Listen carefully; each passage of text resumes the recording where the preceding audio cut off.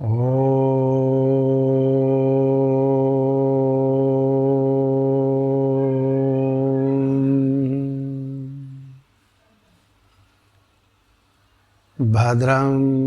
कर्णेभिः शृणुयाम देवा भद्रं पश्येमाक्षभिर्यजत्राः स्थिरैरङ्गैस्तुष्टुवाग्गुं सस्तनुभिः व्यशेमहि देवहितं यदायुः।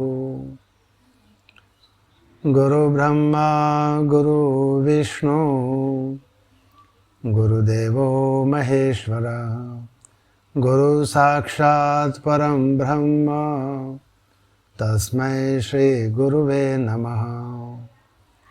अखण्डमण्डलाकारं व्याप्तं येन चराचरं तत्पदं दर्शितं येन तस्मै श्री गुरुवे नमः।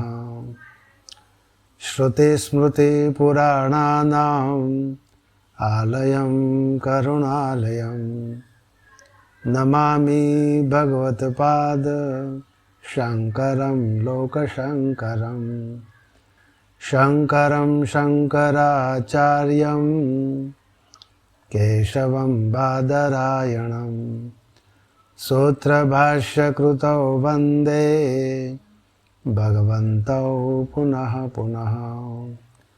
ईश्वरो गुरुरात्मेति मूर्तिभेदविभागिने व्योमवद्व्याप्तदेहाय दक्षिणामूर्तये नमः। ओम शांतिः शांतिः शांतिः।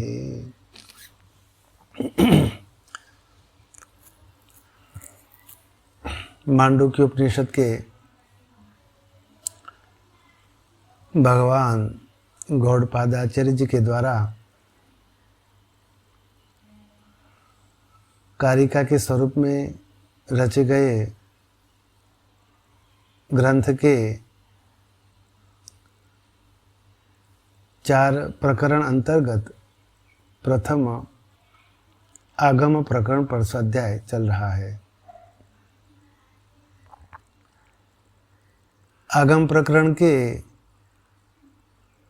मूल मांडुक्य उपनिषद के प्रथम 6 मंत्र और इन 6 मंत्र के संदर्भ में कारिका के स्वरूप में रचे गए 1 से लेकर 9 श्लोकों तक हमने विचार किया।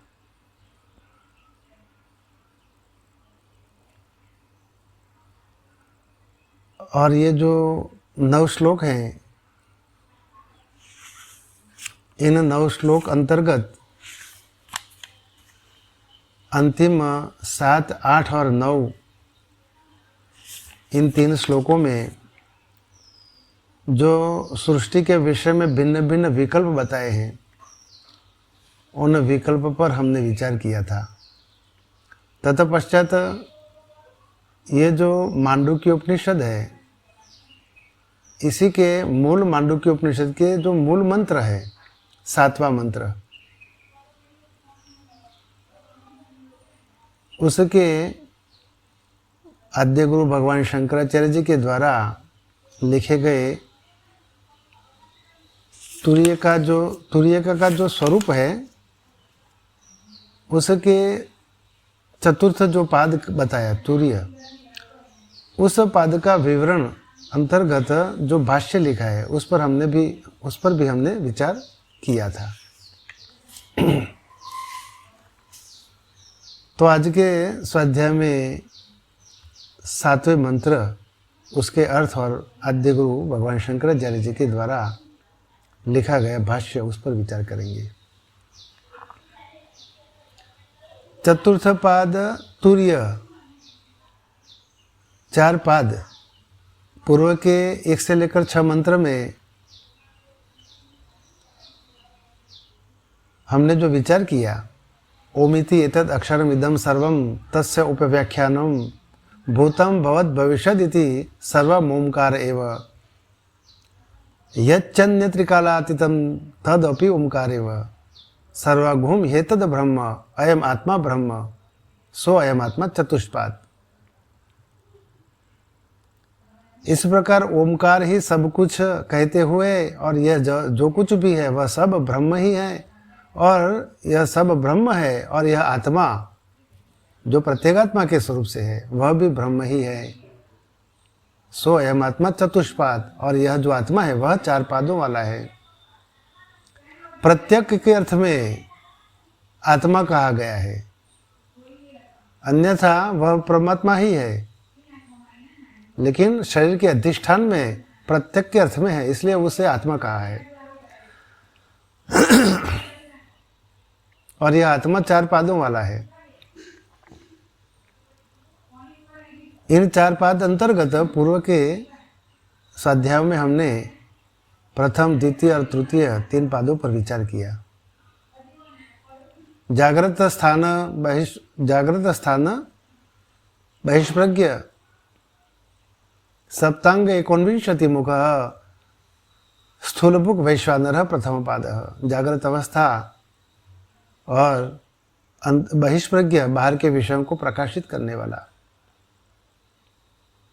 7 अंगों वाला, 19 मुख वाला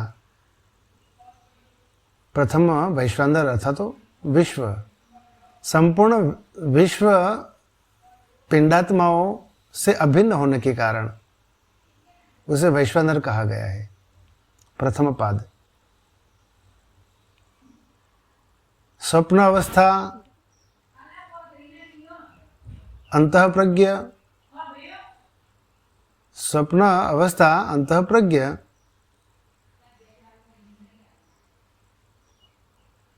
सातंग सप्तांग 39 मुख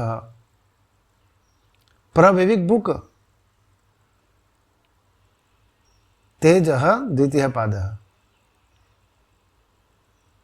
स्वप्न अवस्था, उस स्वप्न अवस्था में अंतः प्रज्ञ यानी सूक्ष्म वासनारूप विषयों स्वरूप प्रज्ञा को प्रकाशित करने वाला, सूक्ष्म विषयों को प्रकाशित करने वाला।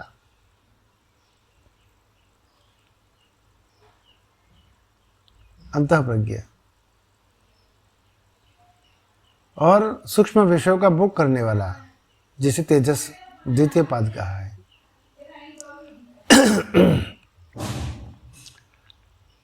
यत्र सुप्तो न कंचन कामम कामयते न कंचन स्वप्नम पश्यति तथ सुषुप्तम।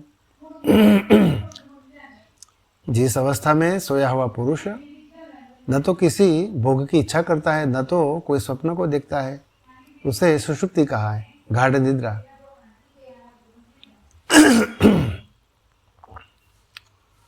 और सुषुप्ति स्थान एकीभूत प्रज्ञानगण एव आनंदमयो ह्यानंद बुक चेतो मुख प्राज्ञस्तृतीय पाद। इस प्रकार जो तृतीय पाद है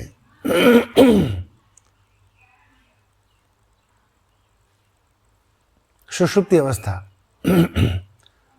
जागृतकालीन स्वप्नकालीन समस्त प्रज्ञाओं का घनीभूत होने के कारण वह प्रज्ञान गण है, घन प्रज्ञ है।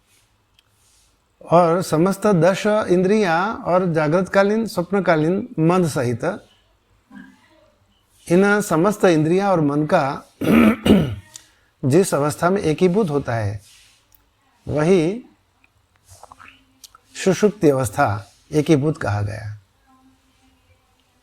प्रकृष्ट ज्ञान स्वरूप प्रज्ञान घन एवं यानी प्रकृष्ट ज्ञान स्वरूप होता हुआ आनंदमय, आनंद बहुल है और आनंद का भोग करने वाला प्राज्ञ तृतीय पाद। इस प्रकार 3 पादों पर हमने विस्तार से विचार किया था। और ये जो मूल मांडुक्य उपनिषद का चतुर्थ मंत्र है तुरीय, तुरीय का स्वरूप, उसके पूर्व में जो भाष्य बताया है उस पर भी विचार किया। तो ये जो 7वां मंत्र है वह इस प्रकार है।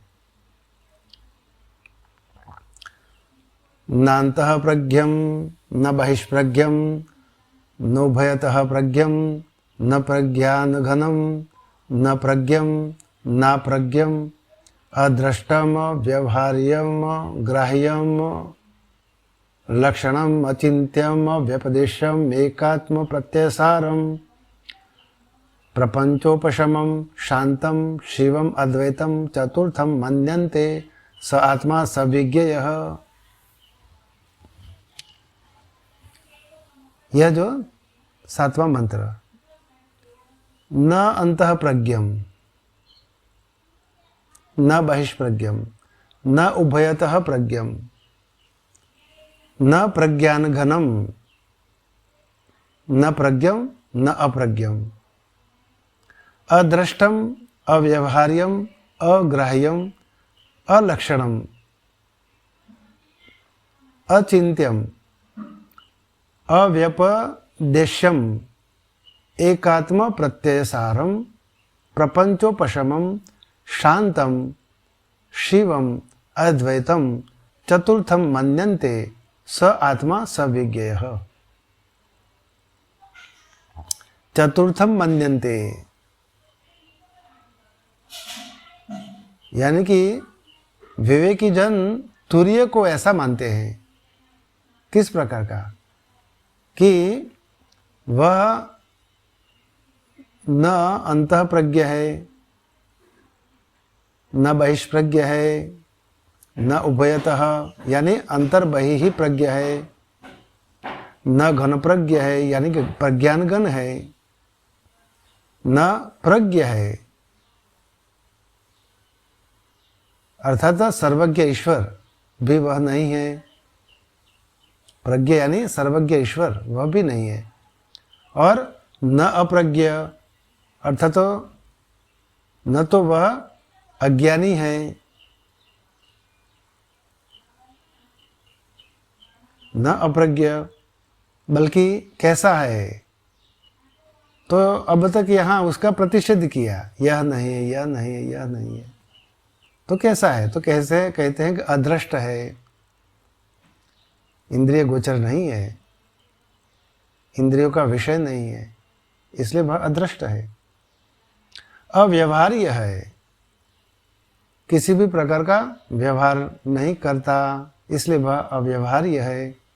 अग्राह्य है, जिसे ग्रहण नहीं किया जा सकता, ऐसा अग्राह्य है। अलक्षण है, अंतः प्रज्ञत्वादि इत्यादि जो लक्षण वाला जो है वह भी नहीं है। किसी भी प्रकार का लक्षण उस आत्मा का नहीं है तुरीय स्वरूप के, इसलिए वह अलक्षण है। अचिंत्य है, मन बुद्धि के द्वारा उसका चिंतन नहीं किया जा सकता, यानी कि मन और बुद्धि का विषय नहीं है, इसलिए वह अचिंत्य है। अव्यपदेश्य शब्द यानी कि वाणी का वह विषय नहीं है। यथा वातो निवर्तन्ते, यथा वाचो निवर्तन्ते, जहाँ से वाणी लौटकर आती है वहाँ पहुँच नहीं सकती, उसे अव्यपदेश्य कहता है। एकात्म प्रत्ययसार, प्रपंच का उपशम, शांत, शिव और अद्वैत रूप है। अद्वैत यानी भेद रूप विकार से रहित है, वही आत्मा है और वही साक्षात जानने योग्य है। तो भगवान आद्य गुरु शंकराचार्य जी के द्वारा जो भाष्य किया है उसमें भाष्य के प्रारंभ में ही पूर्व पक्ष के द्वारा अपना मत प्रकट किया। पूर्व पक्ष कहता है कि नन्वात्मनः चतुष्पातत्वं प्रतिज्ञाय पादत्रय कथनेन एव चतुर्थस्य अंतः प्रज्ञा आदि भ्यो अन्यत्व सिद्धे नान्तः प्रज्ञम इत्यादि प्रतिषेधो अनर्थकः। तो यहाँ पूर्व पक्ष कहता है कि नन्वो आत्मनः चतुष्पाद तत्व प्रतिज्ञाय, किंतु आत्मा का 4 पादों वाला है ऐसा प्रतिज्ञाय, ऐसी प्रतिज्ञा करके पादत्रय कथनेन एव, 3 पादों का वर्णन कर देने से ही चतुर्थस्य, चौथे पाद का अंतः प्रज्ञा आदि भ्यो, अंतः प्रज्ञादिभ्यो, तो चौथे पाद का अंतः प्रज्ञा आदि विशेषणों से अन्यत्व सिद्धे, अंतः प्रज्ञा आदि विशेषणों से भिन्न होना तो सिद्ध ही है, क्योंकि पूर्व में बताया अंतः प्रज्ञा आत्मा के 4 पाद जो अविद्या से जो बताए 3 पाद, उनमें बहिष्प्रज्ञा, अंतः प्रज्ञा, प्राज्ञा इत्यादि जो बताए हैं, ये जो विशेषणों से तो वह भिन्न है ही, उसका तो सिद्ध होता ही है कि अंतः प्रज्ञा बताया कि भाई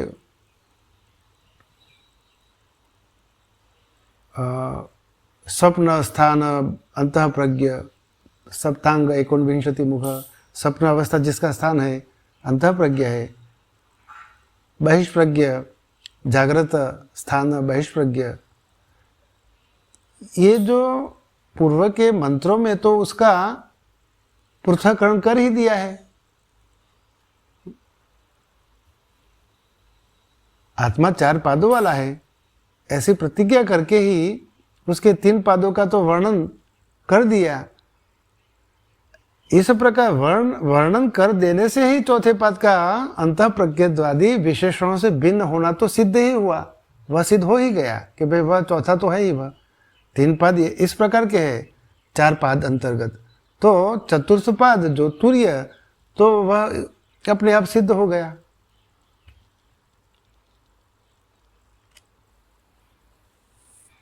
इसलिए अतः नान्तः प्रज्ञम इत्यादि प्रतिषेधो अनर्थकः।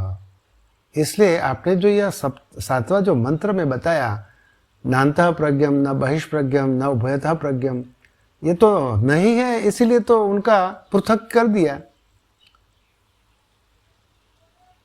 3 पादों का तो वर्णन कर ही दिया, अंतः प्रज्ञा इत्यादि विशेषणों से वह भिन्न ही है, तो उसमें नान्तः प्रज्ञम इत्यादि प्रतिषेध अनर्थक। अतः यह नान्तः प्रज्ञम इत्यादि प्रतिषेध तो व्यर्थ ही हुआ।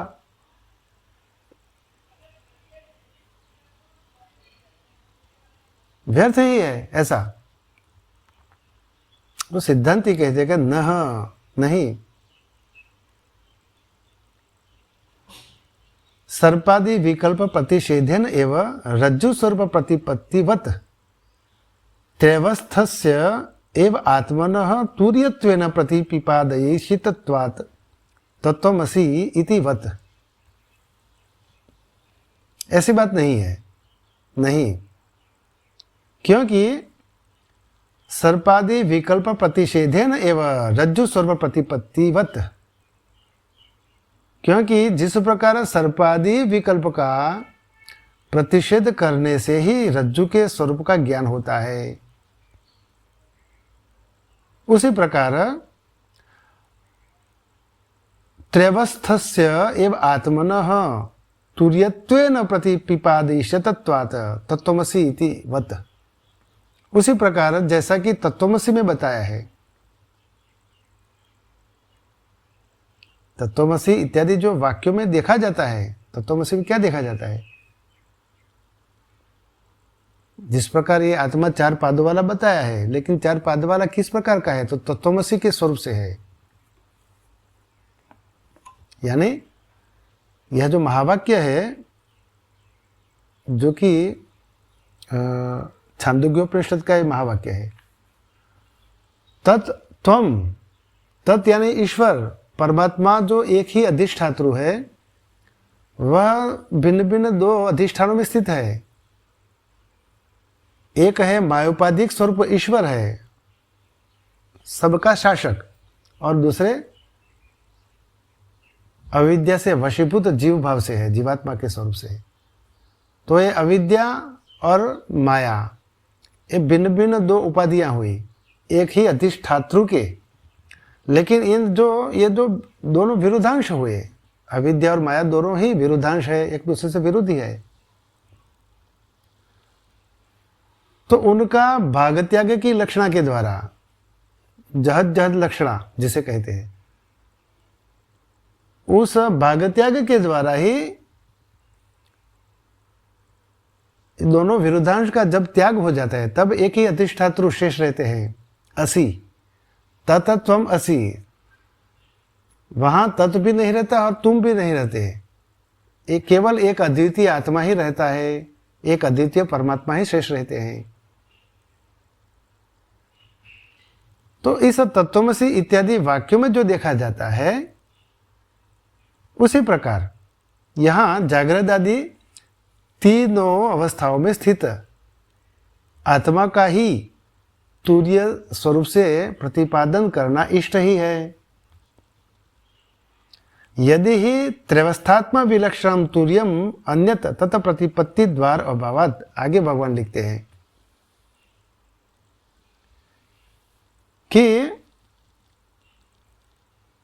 यदि ही त्रैवस्थात्म विलक्षणम, तीनों अवस्था तरण अवस्थात्म विलक्षण, आत्मा की जो तीन अवस्था है उससे विलक्षण तुर्यम अन्यत तत प्रतिपत्ति द्वार अभावात, यदि तुरीय आत्मा अवस्थात्रय विशिष्ट आत्मा से सर्वथा भिन्न होता, यदि ही त्रैवस्थात्म विलक्षणम तुर्यम अन्यत तत प्रतिपत्ति द्वार,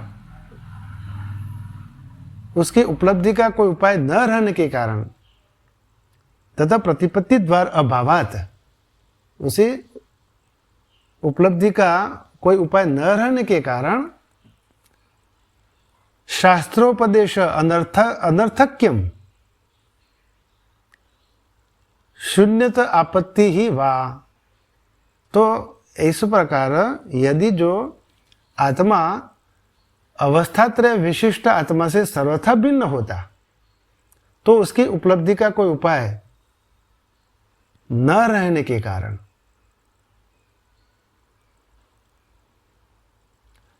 शास्त्र उपदेश की व्यर्थता अथवा तो शून्यवाद की प्राप्ति हो जाती, इस प्रकार हो जाता।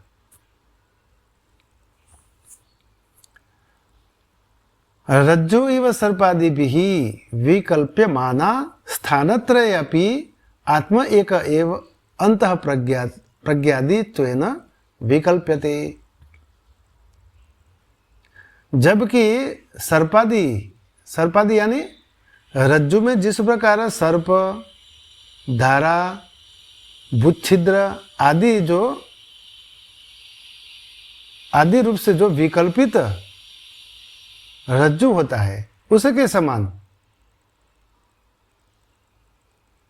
सर्पादि यानी सर्प, धारा, भूच्छिद्र इत्यादि स्वरूप से जो रज्जु कल्पित इत्यादि रूप से जो कल्पित रज्जु है उसी के समान, यानी कि रज्जु पर जिस प्रकार आरोप हो जाता है, या तो सर्प का हो जाता है, या तो धारा का हो जाता है, या तो भूच्छिद्र के स्वरूप से उसका आरोप हो जाता है, उस रज्जु के समान जागृत आदि तीनों स्थानों में, जागृत आदि तीनों स्थानों में, जागृत, स्वप्न और सुषुप्ति तीनों स्थानों में एक ही आत्मा अंतः प्रज्ञ आदि रूप से विकल्पित हो रहा है। एक ही आत्मा तीनों स्थानों में भिन्न भिन्न स्वरूप से आरोपित हो रहा है। जागृत अवस्था में विश्व वैश्वानर स्वरूप से भिन्न भिन्न बाहर के विषयों को प्रकाशित करता है, और वही एक ही आत्मा स्वप्न अवस्था में अंतःप्रज्ञ स्वरूप से आंतरिक जो सूक्ष्म विषय वासना को ऊपर प्रकाशित करता है। और सुषुप्ति अवस्था में वही आत्मा आनंदमय हो जाता है, केवल आनंद का ही भोग करता है और समस्त प्रज्ञान जो होती है उनका घनीभूत हो जाता है, आनंदमय होता है, आनंद बहुल हो जाता है और केवल आनंद का ही भोग करता है।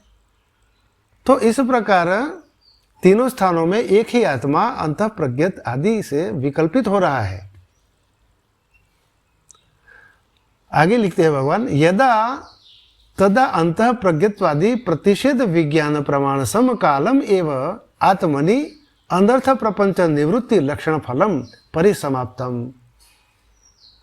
तब तो अंतः प्रज्ञत्वादि के प्रतिषेध विज्ञान रूप प्रमाण की उत्पत्ति के समकाल ही आत्मा में अनर्थ प्रपंच की निवृत्ति रूप फल सिद्धि हो जाता है। तो इस प्रकार ये आत्मा तीनों अवस्थाओं में भिन्न भिन्न स्वरूप से विकल्पित हो रहा है। तभी तो अंतः प्रज्ञत्वादि के प्रतिषेध विज्ञान रूप, ये जो अंतः प्रज्ञ इत्यादि जो तीन अवस्था है वे केवल कल्पित मात्र है, इसलिए उनका प्रतिषेध स्वरूप जो विज्ञान है उसके स्वरूप प्रमाण की उत्पत्ति के समकाल ही प्रतिषेध जब हो जाता है, अंतःप्रज्ञत्व, बहिष्प्रज्ञत्व, प्राज्ञत्व इत्यादि जो बताया उनका जब प्रतिषेध हो जाता है विज्ञान के द्वारा, उस विज्ञान रूप प्रमाण की उत्पत्ति के समकाल ही उसी काल में, उसी क्षण में आत्मा में अनर्थ प्रपंच की निवृत्ति रूप, इस आत्मा में जो अनर्थ प्रपंच जो है आरोपित, ये समस्त प्रपंच की निवृत्ति रूप फल सिद्ध हो जाता है, उसी क्षण सिद्ध हो जाता है। यदा तद अंतः प्रज्ञत्वादि प्रतिषेध विज्ञान प्रमाण समकालम एवं आत्मनि अनर्थ प्रपंच निवृत्ति लक्षण फलम परिसमाप्तम। उसी क्षण में समस्त अनर्थ प्रपंच की निवृत्ति का लक्षण स्वरूप जो फल है वह सिद्ध हो जाता है, परिसमाप्तम इति। अतः तुर्य अधिगमे प्रमाणांतरम साधनांतरम वा न मृग्यम। इसलिए तुर्य का साक्षात्कार करने के लिए इसके सिवा किसी अन्य प्रमाण अथवा साधन की खोज करने की आवश्यकता नहीं है। तुर्य अधिगमे यानी कि तुर्य का साक्षात्कार करने के लिए, तुर्य अधिगमे यानी तुर्य का साक्षात्कार करने के लिए प्रमाणांतरम,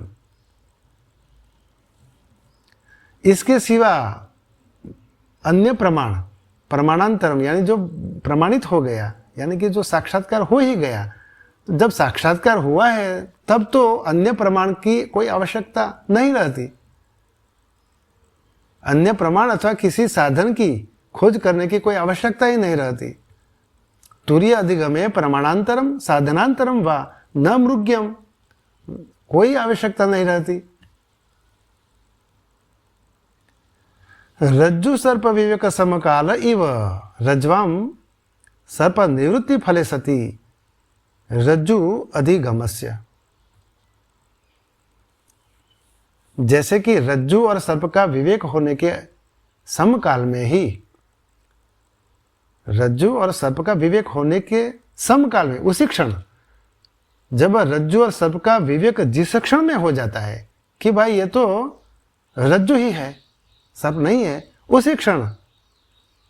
उसी क्षण में ही रज्जु में सर्प निवृत्ति रूप, उसी क्षण में रज्जु में सर्प निवृत्ति रूप फल की प्राप्ति होते ही रज्जु का ज्ञान हो जाता है। रज्जु सर्प विवेक समकाल इव रज्वाम सर्प निवृत्ति फले सति रज्जु अधिगमस्य। तो उसी प्रकार यहां समझना चाहिए। येषां पुनः तमः अपनय व्यतिरेकेण घट अधिगमे प्रमाणं व्याप्रियते तेषां छेद्य अवय संबंध वियोग व्यतिरेकेण अन्यतर अवयवे अपि छिदि व्याप्रियत इति उक्तम स्यात्।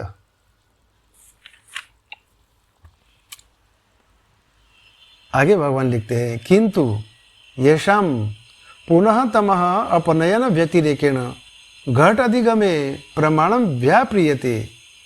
किंतु जिनके मत में घट ज्ञान में अंधकार की निवृत्ति के सिवा किसी और कार्य में भी प्रमाण की प्रवृत्ति होती है, तेषाम उनका तो क्या होता है, छेद्य अवयव संबंध वियोग व्यतिरेक, छेद्य अवयव संबंध वियोग व्यतिरेकेण अन्यतर अवयवे अपि छिदिहि व्याप्रियत इत्युक्तम।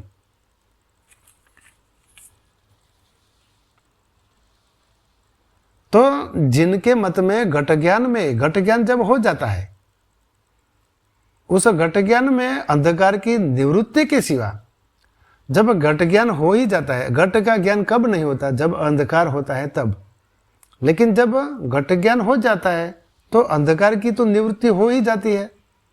यदि अंधकार की निवृत्ति नहीं होती तो घट ज्ञान नहीं हो सकता।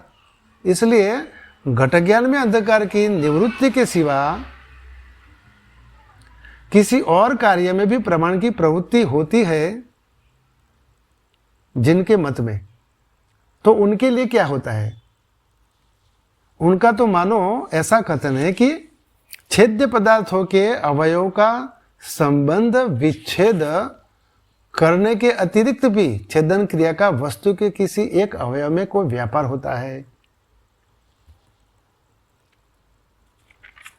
ज्ञान जब हो जाता है तो प्रमाण की आवश्यकता नहीं रहती, वह आत्मा स्वयं ही प्रकाशित होता है। इसके लिए ही कहा जाता है, जिस प्रकार ज्ञान घट का ज्ञान हो जाते हैं, उसमें घट ज्ञान में अंधकार की निवृत्ति के सिवा किसी और कार्य में भी प्रमाण की प्रवृत्ति होती है। वास्तव में तो कोई प्रमाण की प्रवृत्ति नहीं हो सकती और नहीं होनी चाहिए, लेकिन यदि होती है तो उनका तो मानो कैसा है, ऐसा कथन है कि तेषाम छेद्य अवयव संबंध वियोग व्यतिरेकेण, एक बार जब किसी वस्तु का छेदन क्रिया की जाती है तो वह उसका तो छेद हो ही गया, ये तो प्रमाणित हो गया कि वह छेदित हो गया, छेदन क्रिया हो गई पूरी। लेकिन उसके लिए अन्य प्रमाण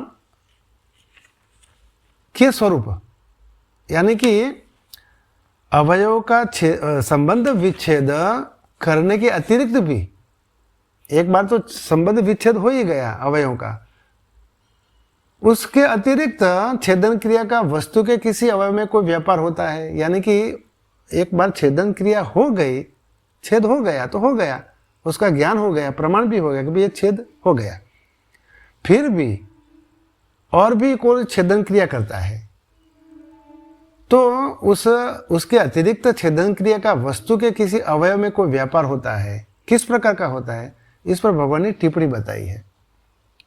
तात्पर्य यह है कि पहले तो घट ज्ञान की बात करते हैं, तो जिस प्रकार अंधकार में रहते हुए घट का ज्ञान प्राप्त करने के लिए अंधकार की निवृत्ति मात्र ही आवश्यक है,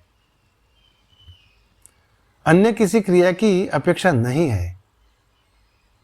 उसी प्रकार तुर्य का ज्ञान प्राप्त करने के लिए उसमें आरोपित अंतः प्रज्ञत्वादि का निषेध ही कर्तव्य है,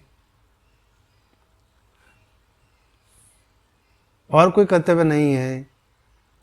जो लोग घट ज्ञान में अंधकार निवृत्ति के सिवा उसके उत्पादक प्रमाण का कोई और व्यापार भी स्वीकार करते हैं, वे मानो ऐसा कहते हैं कि छेदन क्रिया छेद्य पदार्थ के अवयवों का संबंध छेद करने के सिवा उसके किसी भी अवयव में कोई अन्य कार्य भी कर देती है। यानी एक बार तो छेदन क्रिया कर दिया, उसके अतिरिक्त भी वह दूसरे अवयव में छेदन करते हैं। तो किसी भी अवयव में कोई अन्य कार्य भी कर देती है छेदन क्रिया, परंतु यह बात सर्वसम्मत है कि छेदन क्रिया का अवयव विश्लेषण के सिवा कोई अन्य व्यापार नहीं होता। एक बार छेदन क्रिया हो गई तत्पश्चात जो छेदन क्रिया करते हैं तो उसमें क्या होता है, केवल छेदन क्रिया का अवयव विश्लेषण के सिवा अन्य कोई व्यापार नहीं होता, विश्लेषण ही होता है, उसमें कोई प्रमाण नहीं होता छेदन क्रिया का। वो प्रमाण तो मिल गया कि छेदन क्रिया हो गया, इसलिए उनका कथन मान्य नहीं है। आगे भगवान लिखते हैं, यदा पुनः घटतमसः विवेककरणे प्रवृत्तम प्रमाणम अनुपपादित तमो निवृत्त फल अवसानम। तो छिद्दि इव छेद्य अवयव संबंध विवेक करणे प्रवृत्ता तद अवयव द्वैती भाव फलावसना तदा नान्तरियकम घट विज्ञानम न तत् प्रमाण फलम। तो उसका जो दूसरा छेद्य, यहाँ भगवान आगे लिखते हैं कि छेद्य अवयव का संबंध छेद करने में प्रवृत्त छेदन क्रिया जिस प्रकार उसके अवयव के विभक्त हो जाने में समाप्त होने वाली है। तो यहाँ विस्तार से कहते हैं भगवान कि छेद्य अवयव का संबंध छेद करने में प्रवृत्त छेदन क्रिया जिस प्रकार उसके अवयवों के विभक्त हो जाने में समाप्त होने वाली है, उसी प्रकार जबकि घट और अंधकार का पार्थक्य करने में प्रवृत्त प्रमाण अनिष्ट अंधकार की निवृत्ति रूप फल में ही समाप्त हो जाने वाला है।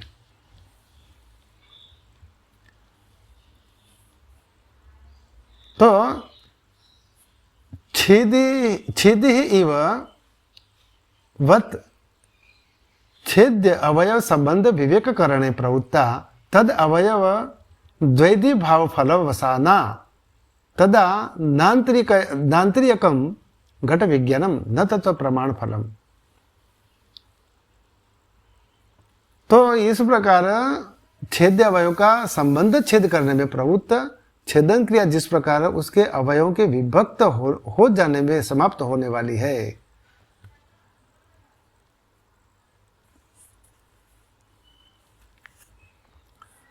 उसी प्रकार जबकि घट और अंधकार का पार्थक्य करने में प्रवृत्त प्रमाण अनिष्ट अंधकार की निवृत्ति रूप फल में ही समाप्त हो जाने वाला है। तब घट ज्ञान तो अवश्यंभावी है, वह प्रमाण का फल नहीं है।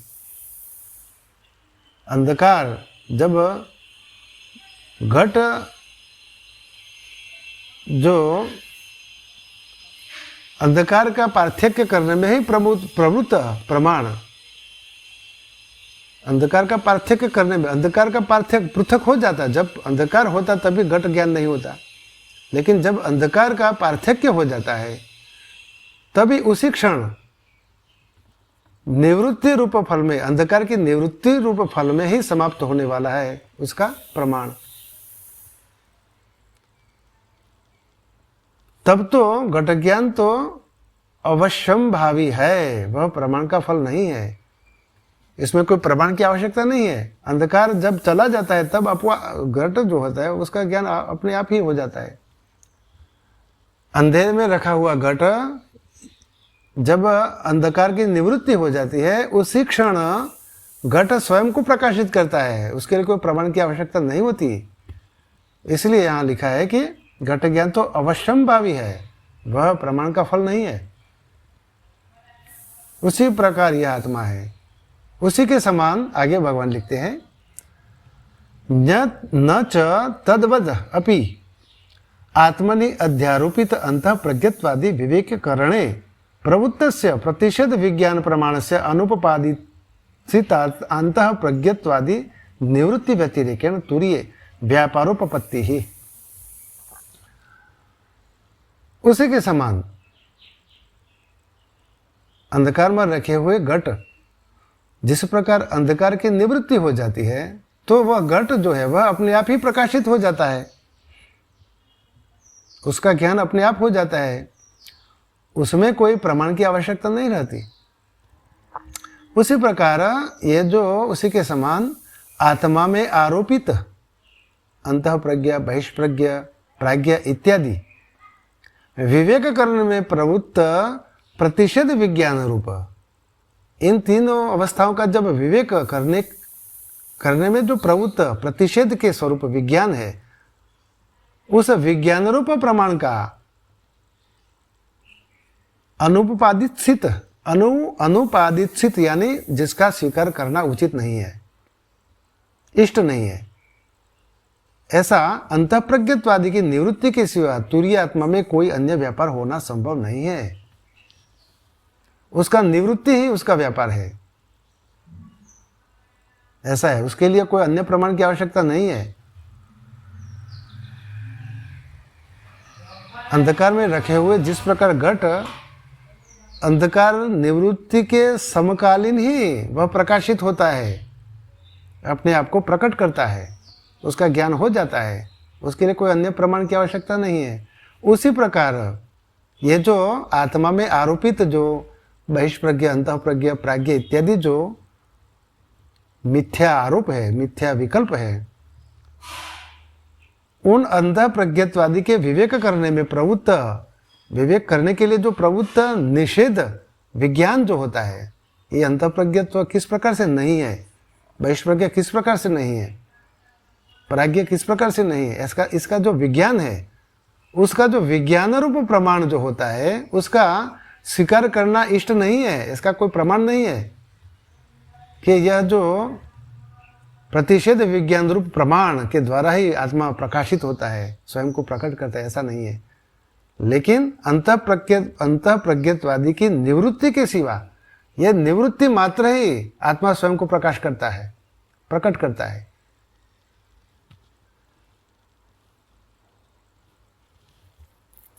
ये जो अज्ञान है, अंतःप्रज्ञत्वादि क्या है, अविद्या स्वरूप अज्ञान मात्र है। वास्तव में वह प्रतिषेध विज्ञान रूप उनका जब प्रतिषेध हो जाता है, तब उनकी निवृत्ति जिस क्षण हो जाती है, अंतःप्रज्ञत्वादि की निवृत्ति जिस क्षण हो जाती है, उसी क्षण तुरीय आत्मा अपने स्वयं को प्रकाशित करता है।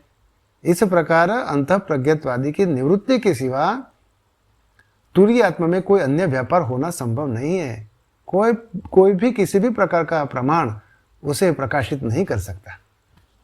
केवल अज्ञान स्वरूप अंतःप्रज्ञत्वादि की जो आरोपित जो अवस्था है, उसकी निवृत्ति ही तुरीय आत्मा में प्रकाशित करने के लिए पर्याप्त है। इसलिए अंतःप्रज्ञत्वादि की निवृत्ति के सिवा तुरीय आत्मा में कोई अन्य व्यापार होना संभव नहीं है। न च तद वद अपि आत्मनि अध्यारोपित अंतःप्रज्ञत्वादि विवेककरणे प्रवृत्तस्य प्रतिषेध विज्ञान प्रमाणस्य अनुपादित नान्तःप्रज्ञत्व आदि निवृत्ति व्यतिरेकेण तुरीय व्यापारोपपत्ति ही।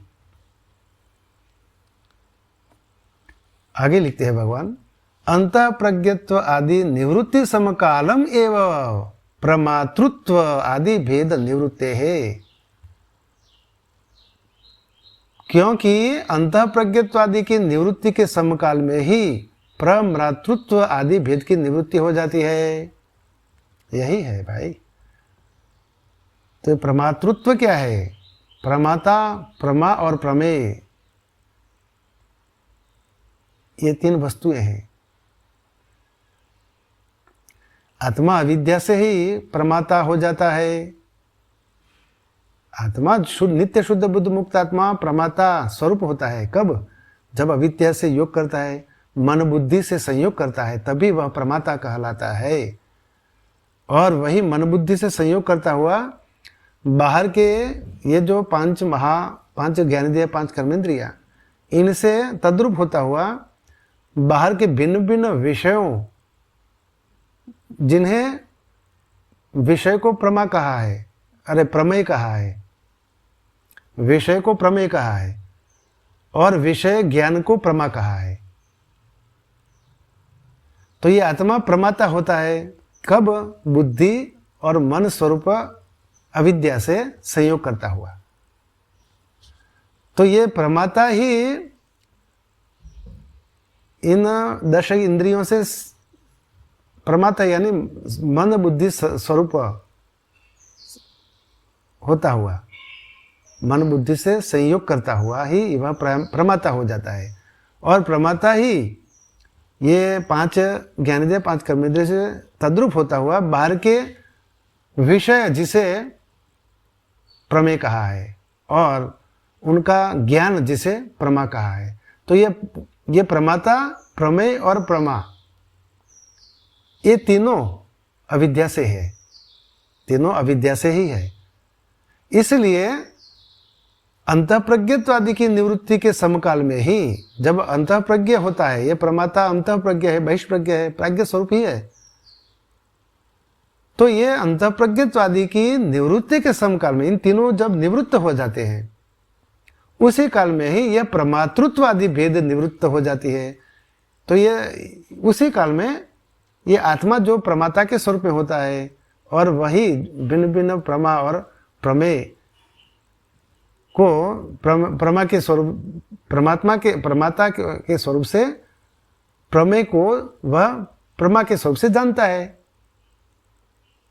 अर्थात भिन्न भिन्न विषयों को वह जानता है। तो ये जो भिन्न विषय, उसका ज्ञान और ये अविद्या से युक्त आत्मा, ये तीनों भेद की निवृत्ति हो जाती है उसी काल में ही। अंतःप्रज्ञातादि की निवृत्ति समकाल में ही इन तीनों की प्रमातृत्व आदि समस्त भेदों की निवृत्ति हो जाती है। और ऐसा ही तथा च वक्षति ज्ञाते द्वैतम न विद्यते, ज्ञाते द्वैतम न विद्यते, यानी कि ज्ञान हो जाने पर द्वैत नहीं रहता। ये अंतःप्रज्ञ, बहिष्प्रज्ञ, प्राज्ञ इत्यादि क्या है? ये द्वैत है। और जब ज्ञान हो जाता है तब ये द्वैत नहीं रहता इत्यादि वाक्य द्वारा आगे भी कहेंगे। मांडुक्य उपनिषद का ही यह वाक्य है। इति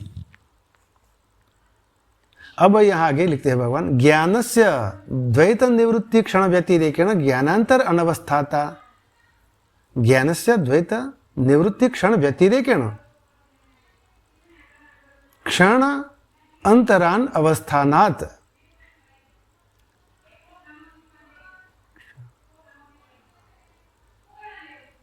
क्षणांतर अनवस्थानात् ज्ञानस्य द्वैत निवृत्ति क्षण व्यतिरेकेण क्षणांतर अनवस्थानात्, यानी कि वृत्ति ज्ञान, ज्ञानस्य यानी वृत्ति ज्ञान, वृत्ति ज्ञान की जो स्थिति है, वृत्ति ज्ञान कैसे होती है? वृत्ति ज्ञान किसके कहते हैं? तो ये अंतःकरण ही वृत्ति है। मन और बुद्धि की वृत्ति, चित्त की वृत्ति को, उसका जो वृत्ति जिस प्रकार जिसमें होती है उसी का ज्ञान वृत्ति ज्ञान कहते हैं। जिस विषय में चित्त की वृत्ति होती है उस विषय का ज्ञान जो होता है उसे वृत्ति ज्ञान कहते हैं। बराबर। तो ये जो ज्ञान से यानी वृत्ति ज्ञान की जो स्थिति होती है वह उस वृत्ति ज्ञान की भी स्थिति द्वैत निवृत्ति क्षण व्यतिरेकेण, द्वैत निवृत्ति के क्षण के सिवा क्षणांतर अनवस्थानात्, द्वैत निवृत्ति की क्षण के सिवा दूसरे क्षण में नहीं रहती। जिस क्षण द्वैत भाव नहीं रहता उसी क्षण में, उसी क्षण वृत्ति ज्ञान की भी स्थिति नहीं रहती। अर्थात वृत्ति ज्ञान की भी स्थिति द्वैत निवृत्ति के क्षण के सिवा दूसरे क्षण में नहीं रहती। दूसरे क्षण में केवल ज्ञान ही रहता है। एक अद्वितीय आत्मा ही स्वयं को प्रकाशित करता है, उसमें कोई वृत्ति नहीं रहती। आत्मा को ही विषय करने वाली वृत्तियां, जब आत्मा स्वयं को प्रकाश करता है, सब स्वयं ही अपने स्वरूप में ही स्थित हो जाता है, तब ये वृत्तियां नहीं रहती।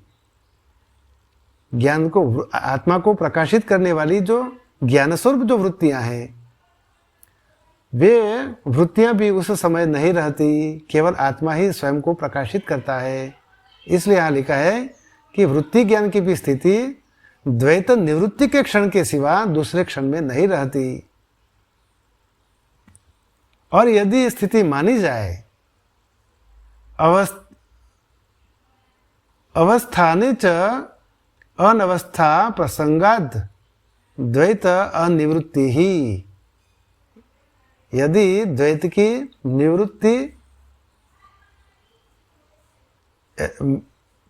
यदि ऐसी स्थिति मानी जाए, यानी कि द्वैत ज्ञान की निवृत्ति नहीं होगी, अनिवृत्ति यानी निवृत्ति नहीं होती, तब तो अनवस्था का प्रसंग उपस्थित हो जाने से, अर्थात अवस्थाने च अनवस्था प्रसंगात द्वैत अनिवृत्ति ही। और यदि स्थिति मानी जाए, वृत्ति ज्ञान की स्थिति यदि मानी जाए दूसरे क्षण में, तो अनवस्था का प्रसंग उपस्थित हो जाएगा। और उससे क्या होगा? द्वैत की निवृत्ति ही नहीं होगी।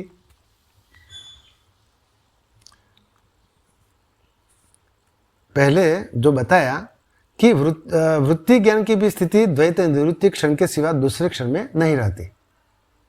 आत्मा को ही विषय करने वाली जो वृत्तियां हैं, उन वृत्तियां का ज्ञान की जो भी स्थिति होती है, वृत्ति ज्ञान की स्थिति, जिस समय आत्मा स्वयं को प्रकाशित करता है, अपने स्वरूप में ही स्थित हो जाता है, तब द्वैत निवृत्ति के क्षण के सिवा दूसरे क्षण में वह वृत्ति ज्ञान नहीं रहता। बराबर। और यदि स्थिति मानी जाए तो अनवस्था का प्रसंग उपस्थित हो जाएगा, क्योंकि वृत्ति नहीं रहती आत्मा में। शुद्ध आत्मा जब प्रकाशित होता है तब ये सभी वृत्तियां निवृत्त हो जाती हैं। लेकिन यदि मानी जाए तो उसमें अनवस्था का प्रसंग उपस्थित हो जाएगा और उससे द्वैत की निवृत्ति ही नहीं होगी। और अनवस्था का प्रसंग क्या है, इस पर भगवान ने बहुत अच्छी तरह से अपनी टिप्पणी में बताया। अद्वैत बोध के लिए जिन जिन प्रमाणों का आश्रय लिया जाता है, वे सब द्वैत प्रपंच के ही अंतर्गत हैं। अद्वैत का बोध जब होता है, उससे पहले जिन जिन प्रमाणों का आश्रय लिया जाता है, वे सब द्वैत प्रपंच के ही अंतर्गत है। अब और आगे, निखिल द्वैत की निवृत्ति करने वाला वृत्ति ज्ञान भी, समझ लो, निखिल द्वैत, संपूर्ण द्वैत, समस्त द्वैत की निवृत्ति करने वाला वृत्ति ज्ञान, वृत्ति ज्ञान यानी आत्मा को ही विषय करने वाली वृत्तियां, उनका जो ज्ञान है, वे भी वृत्ति रूप होने के कारण, जब वृत्ति रूप ही होगा तब क्या होगा? द्वैत के ही अंतर्गत है। वृत्ति ज्ञान भी वृत्ति रूप होने के कारण द्वैत के ही अंतर्गत है। यदि वह संपूर्ण द्वैत की निवृत्ति करके भी बना रहे, अब सुनो, यदि वे वृत्ति ज्ञान संपूर्ण द्वैत की निवृत्ति करके भी बना रहे, द्वैत जब संपूर्ण निवृत्त हो जाता है तब भी वृत्ति ज्ञान ही बना रहे, तो उसकी निवृत्ति के लिए किसी अन्य वृत्ति की आवश्यकता पड़ेगी, तो उसकी निवृत्ति के लिए किसी अन्य वृत्ति की अपेक्षा होगी, और उसके लिए किसी तीसरी की, क्योंकि ये सब ये द्वैत का ही प्रपंच में ही है। वृत्ति ज्ञान द्वैत के प्रपंच में ही है। इस प्रकार अनवस्था दोष उपस्थित हो जाएगा। और द्वैत की निवृत्ति कभी न हो पाएगी। इसलिए निखिल द्वैत की निवृत्ति करने के उत्तर क्षण में ही, निखिल द्वैत की निवृत्ति करने के उत्तर क्षण में ही वृत्ति ज्ञान स्वयं भी निवृत्त हो जाता है। यही मत समीचीन है।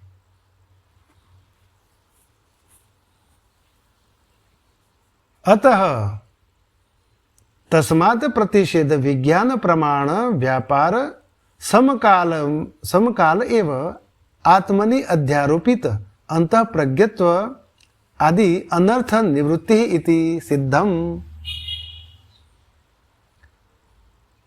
अतः यह सिद्ध हुआ कि प्रतिषेध विज्ञान रूप प्रमाण के प्रवृत्त होने के समकाल में ही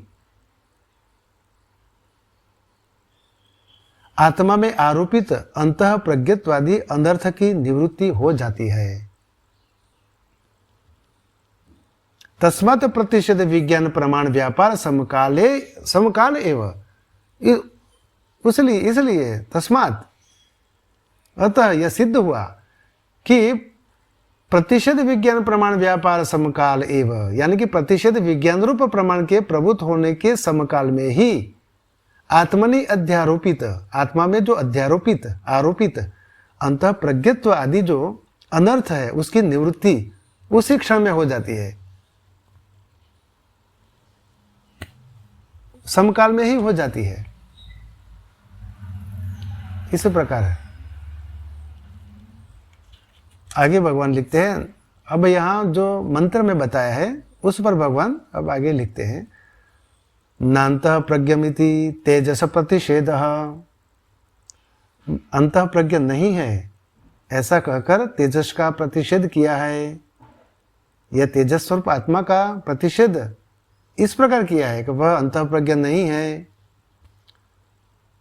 और न बहिष्प्रज्ञम इति विश्व प्रतिषेध, बहिष्प्रज्ञ नहीं है इससे विश्व का निषेध किया है।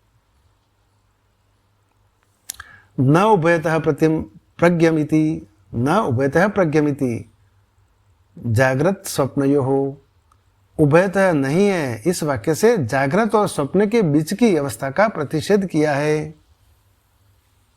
न प्रज्ञानम इति सुषुप्त अवस्था प्रतिषेध, न प्रज्ञानगम, यह प्रज्ञानगम नहीं है इससे सुषुप्ति का प्रतिषेध हुआ है। इससे सुषुप्ति का प्रतिषेध हुआ है क्योंकि वह बीज भाव अविवेक रूपत्वात्,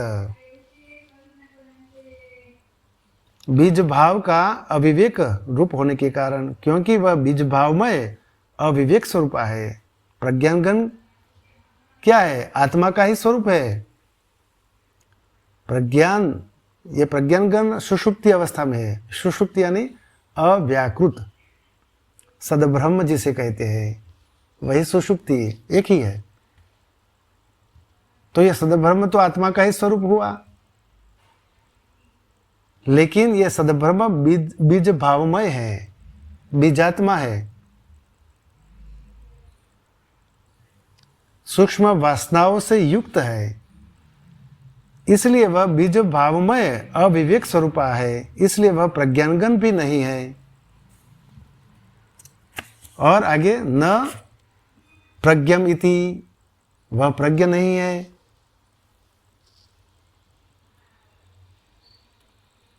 इससे एक साथ सब विषयों के ज्ञातृत्व का प्रतिषेध किया है। तो न प्रज्ञमिति यानी युगपत सर्व विषय प्रज्ञातृत्व प्रतिषेध, युगपत यानी एक साथ सर्व विषय प्रज्ञातृ, समस्त विषयों का ज्ञातृत्व जो है उसका भी प्रतिषेध किया है। न प्रज्ञमिति, न प्रज्ञम, जिसे सर्व विषय एक साथ सब विषयों का ज्ञातृत्व ईश्वर को ही कहा गया है। ईश्वर ही समस्त विषयों का ज्ञाता है। एक साथ सब विषयों को जानने वाला केवल ईश्वर ही है। इसलिए यहाँ अप्रज्ञत्वम इति न प्रज्ञत्वम इति, यानी युगपत एक साथ सर्व विषय प्राज्ञत्व प्रतिषेध, एक साथ सब विषयों के ज्ञातृत्व का भी प्रतिषेध किया है, क्योंकि वह ईश्वर का स्वरूप भी नहीं है। अप्रज्ञम इति। और आगे न अप्रज्ञम इति, न प्रज्ञम इति, अचैतन्य प्रतिषेध, न अप्रज्ञम इति, प्रज्ञम और न प्रज्ञम, अर्थात तो न प्रज्ञम और न अप्रज्ञम।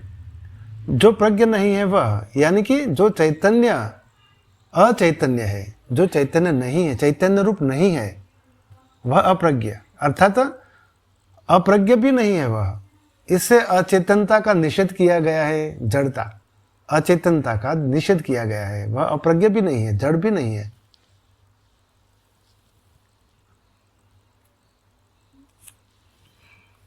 तो इस प्रकार उसका स्वरूप बताया। अब यहाँ जो आगे भगवान जो लिखते हैं, किंतु जबकि अंतः प्रज्ञत्वादी धर्म आत्मा में प्रत्यक्ष उपलब्ध होते हैं, तो केवल प्रतिषेध के ही कारण उनका रज्जु में प्रतीत होने वाले सर्पादि के समान असत्यत्व कैसे सिद्ध हो सकता है। ये जो बाकी का जो भाष्य है, भाष्य बहुत लंबा है, तो जो शेष भाष्य है वह हम कल करेंगे। तो यहाँ भगवान ने जो प्रतिषेध कर दिया, आत्मा नित्य शुद्ध बुद्ध मुक्त परमात्मा का जो आत्मा स्वरूप है, अथवा तो परमात्मा है, स्वयं अंत्य प्रज्ञ नहीं है, बहिष्प्रज्ञ नहीं है, घन प्रज्ञ नहीं है, और उभयतः प्रज्ञ भी नहीं है, और प्रज्ञान घन भी नहीं है, प्रज्ञ भी नहीं है, और अप्रज्ञ भी नहीं है। इस प्रकार ये समस्त प्रपंचों का उपशम किया, अर्थात प्रतिषेध किया, विशेषणों का प्रतिषेध किया, निषेध किया। तत्पश्चात अब आगे का जो भगवान अपना जो भाष्य में जो उन्होंने जो लिखा है, उस पर कल विचार करेंगे। हरिओम। ओम पूर्णमदः पूर्णमिदं पूर्णात् पूर्णमुदच्यते पूर्णस्य पूर्णमादाय पूर्णमेवावशिष्यते। ओम शांति शांति शांति। ओम ब्रह्मार्पणमस्तु।